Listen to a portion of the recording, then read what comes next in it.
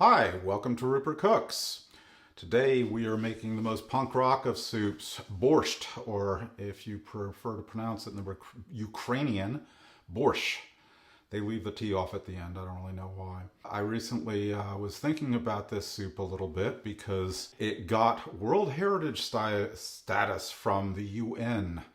Based upon Russia's invasion of Ukraine, the UN decided, no, it's a Ukrainian food, and so I was sort of thinking about it. But what makes it so punk rock is actually going back to the beginnings of punk rock, which were not that far from me in New York. A little bit down the road, I lived on Bleecker Street on one end, and CBGB's was basically at the other end of Bleecker and Bowery.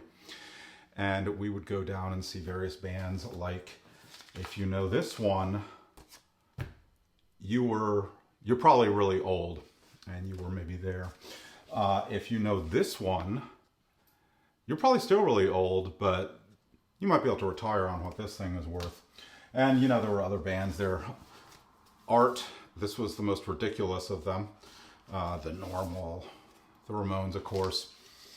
And the interesting thing about CBGB's was just up the road going north, now, I don't know, about a 10-minute walk, you would start hitting this Ukrainian neighborhood right around St. Mark's Place, a little bit south of there. And there'd be various restaurants there, like Leshko's or Odessa, or the bar Blue and Gold. Now, I didn't know then because I was an idiot, but now I know, oh, that's the Ukrainian flag. That's why it was named that. And funny thing is these restaurants and bars kind of got taken over by punk rocks, either going to or coming from the shows because they were open pretty late. And at any time of, early evening to very late at night, you could go into these bars and you'd see these old Ukrainian guys who were in their 50s or 60s. But now that I think about it, that means these guys were in World War II and they weren't taking any guff from anybody. You went into these bars, with the leather jacket. Nobody did mohawks back then. It was like long hair, dopey haircuts, that kind of thing. But back then, you would look in these Ukrainian bars and restaurants and see it was about 70% punk rocks and about 30% really old Ukrainian people. And they'd be sitting around eating borscht. And so, CBGB's is long gone. Punk rock is long gone. I don't care. I still wanted a little bit of that flavor. So today's recipe is borscht. And I will be recounting more of these scintillating stories as we go on. So let's proceed. Okay, so to start off, we're going to need about 2 pounds of beef and a large, preferably cast iron pot, because this thing is going to cook for about a couple hours on the stove. And this is the kind of thing where rainy day like this, you just let it simmer and go.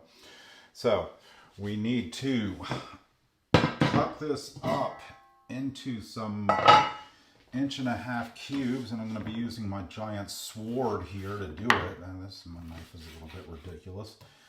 And just throw it in here, about like that. The whole thing, just like that. So if I don't lose a finger, we'll come back. All right, so we have our meat all cubed up. And I have added 3 quarts of water. We're going to be adding even more to this, so that's why you need the big pot.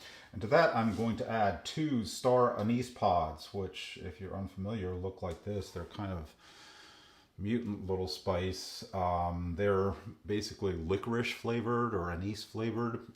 If you don't have them locally, I'm not really sure what else you could do, because we need to add these and then fish these out later. 2 bay leaves as well. We're going to put this on the stove, bring it to a boil, then reduce heat to a low simmer and let it go for about 1.5 hours. But meanwhile, don't fear, there'll be other excitement. We can start prepping the ingredients, which is going to be grating a lot of beets and stuff like that. So there's more excitement to come. Next, we're going to need to prepare our vegetables. So about 3 carrots or so, 2 or 3. 1 medium-sized onion, 3 or 4 beets, depending on taste. Personally, I love the dirt taste of beets, so I'm going with 3. And this is enough grating that I set up my food processor with the grating attachment. Normally I don't bother because it's too much work.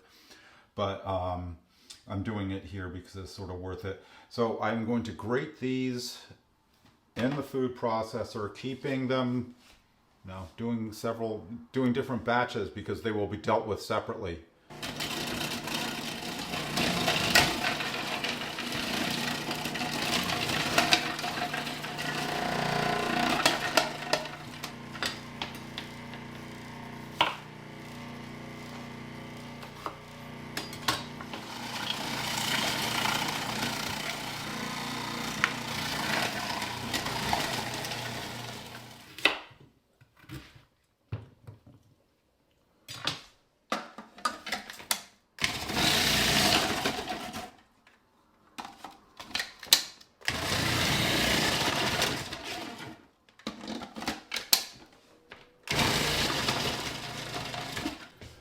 Okay, so I've got about 3 tablespoons of oil in my pan. I've heated it up until it's shimmering. I'm going to add my onions and about a half a teaspoon of salt or so. And we are going to go until these onions are lightly browned. About 3 minutes. I still got some carrot stuck in there, but that's fine. Let's go up a little bit here. And we're going to go for about 3 minutes. Just sort of toasting those onions off a little bit first. And then we are going to add half of our carrots and half of our beets. All right, so our onions have a nice toast on them. So we have our beets. We're going to add half of the beets. And all of the carrots, not half of them. All of the carrots. Another half teaspoon or so of salt. Some pepper, fair amount of pepper, maybe about a teaspoon or so, and 3 tablespoons of tomato paste.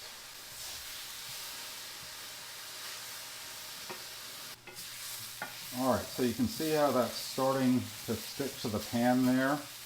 That's about where you want it. So we're going to get this off to the side here. Add a tablespoon of oil. Then a couple of cloves of garlic and a teaspoon and a half of caraway seeds. It's going to go a minute here. We're just trying to get that garlic and caraway seeds kind of fragrant. Then stir them around a little bit. Then we're going to take this off the heat. Okay, so off the heat. I'm going to put in a 14.5-ounce can of tomato puree. Give that a stir in. Then I've got a tablespoon of paprika and 1 cup of the liquid from our simmering beef there. Stir that in. And then to taste, some liquid smoke, just a little bit. The reason why this goes in is not because we're trying to make this taste like barbecue. It's because Borscht was traditionally cooked over a wood fire, and this kind of is, an effort to bring back what you would get if you do that, because I don't feel like going out and cooking over a wood fire right now. And so I'm just going around and scraping up anything that sort of stuck to the bottom a little bit, as it is wont to do when you add tomato paste to things that are very hot. It sort of, I think it's the sugars in the tomatoes paste combined with the starches in the beets and stuff that tend to make things stick. But it comes up pretty readily if you don't let it get too crazy. And it's going to be a little bit of a base that we're going to add to our meat later on. But what does it have here? I think we still got about 45 minutes or so to go on that stewing.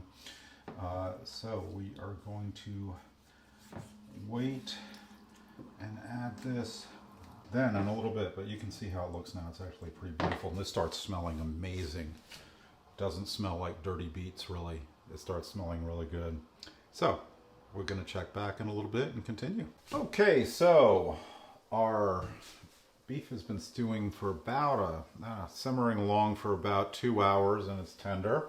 So what I'm going to do is I have a couple of potatoes with basically about a 1/2 inch dice here. You can add more potatoes if you want.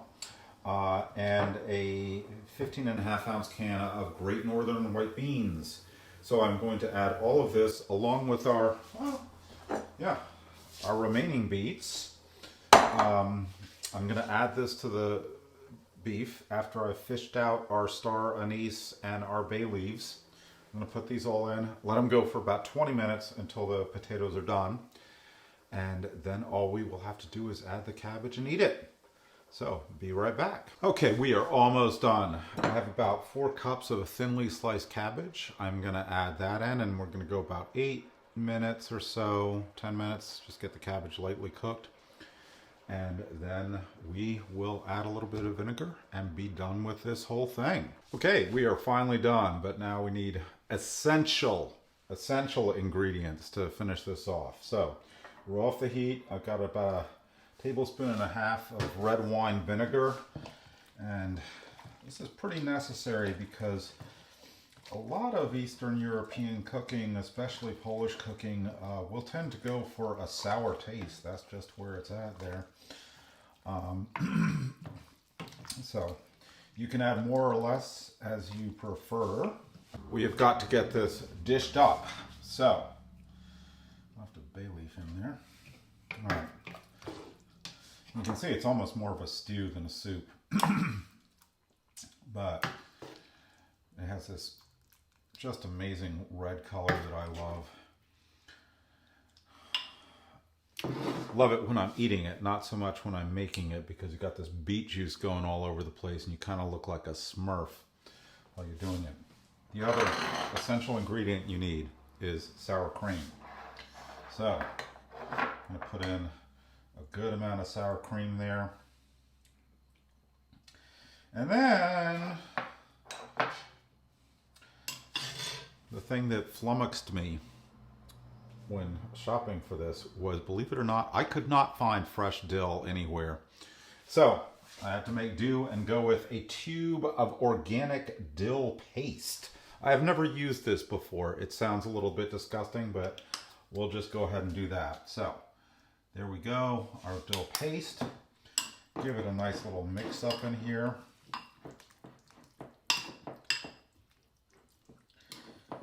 And you can see that this is almost more like a chili or something, but there you go.